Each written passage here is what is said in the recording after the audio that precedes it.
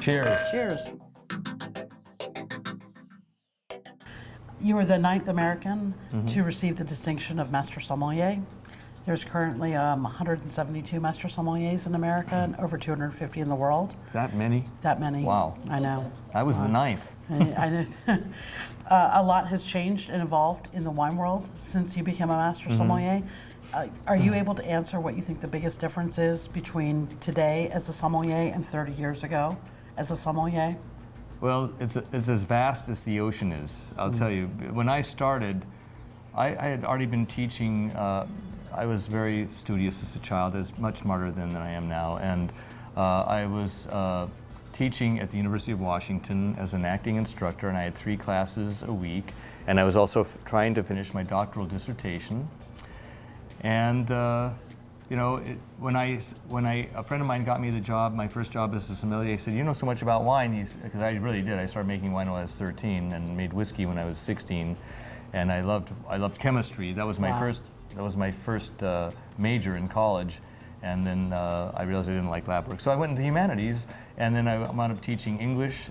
One term I was teaching English literature, English writing, and German language. Oh, And I was supposed to be writing my doctoral dissertation, so 3 full classes with 3 office hours, and then writing didn't work out so well. So he said, "You should get this job as a sommelier," and I started my career that way.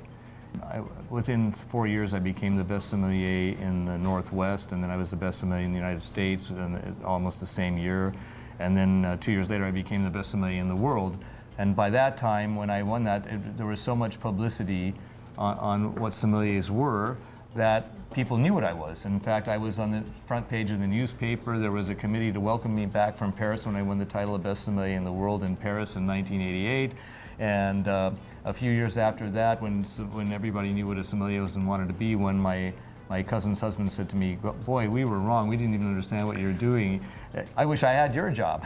That's great. So they all think you did the right thing now. Yeah, so today the problem that we have for young sommeliers is that so many people want to be sommeliers. Yes. There are too many people who want to be a sommelier and not enough jobs for them. And people see the movie Somm, and they think, "Hey, I'll be a sommelier," just like they see TV shows about chefs. They think, "I want to be a chef," you know, but they don't understand. You have to work like 25,000 hours before you can even be a chef. You have to work a lot, just as hard to be a sommelier.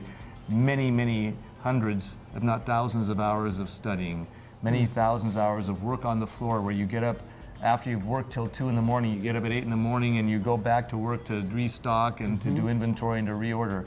And it's not glamorous. No. But you have to like it.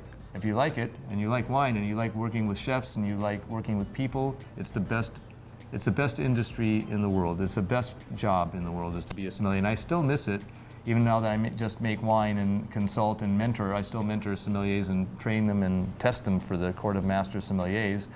My favorite time of my life was when I started off as a young sommelier. No one even knew what one was, and everybody loved what I was doing. And I had guaranteed job for life, and it was a great job. So, well, great. It's a big difference. I think a lot of people are happy you made that choice. Yes, thank you. That's great. Thank you.